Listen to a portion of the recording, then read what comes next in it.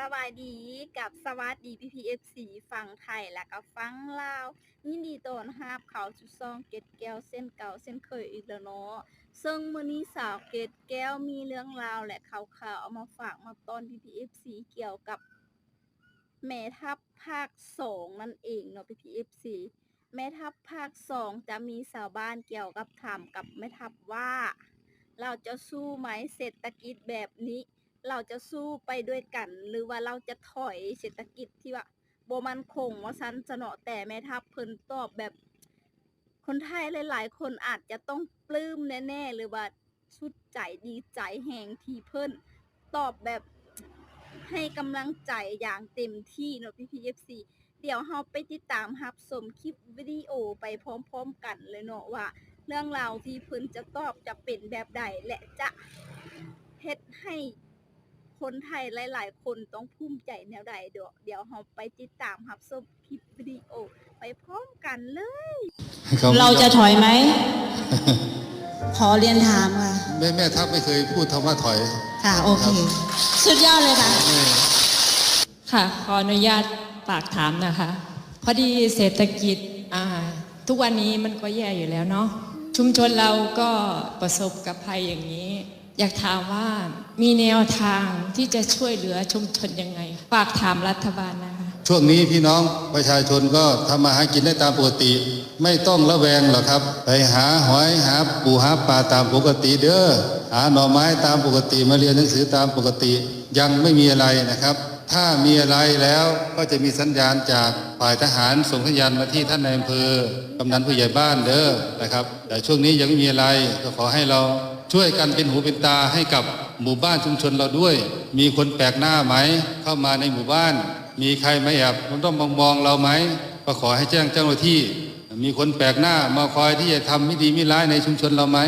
มาทำลายหม้อแปลงเราไหมมาสร้างความวุ่นวายไหมให้ช่วยกันเป็นหูเป็นตานะครับอย่าคิดว่าเป็นหน้าที่ของตำรวจทหารเท่านั้นถึงเวลาหนึ่งพวกเราต้องช่วยกันดูแลบ้านเราชุมชนเรานาเราไร่เราจะต้องปลอดภัยนะครับเพราะนั้นช่วงนี้ผมยืนยันว่ายังปลอดภัยนะครับขอให้พวกเราได้ใช้ชีวิตตามปกตินะครับยังไม่มีอะไรนะครับก็พยายามที่จะทำให้สถานการณ์นี้ดีขึ้นตามลำดับนะครับยืนยันกับพวกเราเพียงเท่านี้ก็ขอให้สบายใจนะครับยังไม่มีอะไรตัวนี้ยังไม่มีอะไรเชิญครับคุณยายเชิญครับเราจะถอยไหม ขอเรียนถามค่ะแม่ทัพไม่เคยพูดคำว่าถอยค่ะโอเคสุดยอดเลยค่ะเพราะว่าทางนี้ไม่ถอยอยู่แล้วค่ะปรบมือให้นะครับชลกอาวุโสนะครับนี่เป็นตัวอย่างที่ดีแม่ทัพกับกำลังกองทัพภาคที่2ไม่ถอยจากแนวเส้นเขตแดนอยู่แล้วครับเราอยู่ตรงไหนต้องอยู่ตรงนั้นนะครับตรงไหนที่บรรพบุรุษเราเคยรักษาไว้เราจะไม่ยอมไม่ถอยนะครับมันยืนยันว่าถ้าเขาไม่ถอยเราก็ไม่ถอยนะครับแต่ถ้าถอยก็ถอยพร้อมกันถอยคำว่าถอยนี่คือกำลังทหารนะครับกำลังทหารแต่ว่าดินแดนก็ยังเป็นดินแดนตามเส้นเขตแดนของเราต้องเป็นเอกภาพเป็นเอกลักษณ์ของอธิปไตยของเราอยู่อย่างนี้ตลอดไปเราต้องดูแลสมบัติคืนนี้ให้กับลูกหลานเรานะครับลูกหลานทั้งตัวเล็กๆเนี่ยจะต้องดูแลต้องใช้ประโยชน์ต้องทำมาหากินในพื้นดินนี้ไปตลอดนะครับยืนยันนะครับยืนยันทุกท่านนะครับว่าเราจะต้องรักษาผลประโยชน์ทหารรักษาผลประโยชน์ของชาติมาก่อนเป็นหลักนะครับเป็นจังไดเนาะเฮาได้ติดตามเฮาได้รับชมคลิปวิดีโอไปพร้อมกันแล้วก็คือแบบเพิ่นจะบอกเฮาแบบอย่างสบายใจ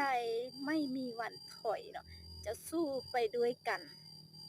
บ่ต้องไปซีเรียสอีหยังหลายอย่างเนาะหาปูหาปลาไปเฮ็ดเวียกเฮ็ดงานอะไรทำไมปกติได้ส่วนแบบหน้าที่ของสายแดนขอให้เป็นหน้าที่ของแม่ทัพโอ้โหแบบเพิ่นตอบแบบซึ้งใจอันนี้แหละที่ว่าคนลาวเฮาจึงแบบฮักคนไทยเนาะแบบ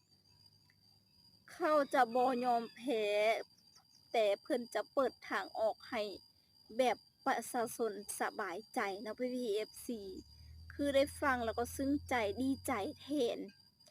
คนไทยดีใจมากเนาะที่ว่าได้ฟังแบบ พิ่นจะบ่มีวันถอยเนาะเพิ่นจะสู้ไปด้วยกันถึงจุดที่ว่าสู้บ่ไหวเพิ่นจะว่าอันนี้ป๊าดเนาะสาวลาวได้ฟังแล้วก็ซาบซึ้งเนาะใจของคนไทยเนาะพี่ๆ FC เนาะนี่ก็เป็นเรื่องราวคลิปวิดีโอที่ว่าสาวเกดแก้วเอามาฝากมาตอนพี่ๆ FC ในมื้อนี้นั่นเองเนาะถ้าหากว่าสาวเกดแก้วเว้าผิดพลาดประการใดก็ขอโทษขออภัยนำเนาะอาจจะบ่ถูกใจหรือว่าคำเว้าบ่สุภาพเนาะก็ขอโทษขออภัยนำหลายๆเนาะพี่ๆ FC เนาะสำหรับเรื่องราวตัวนี้ก็จะได้จบเพียงเท่านี้เนาะจะได้ขอตัวลาไปก่อนเด้อพี่ๆ FC ไว้เจอกันคลิปหน้าจ้ะ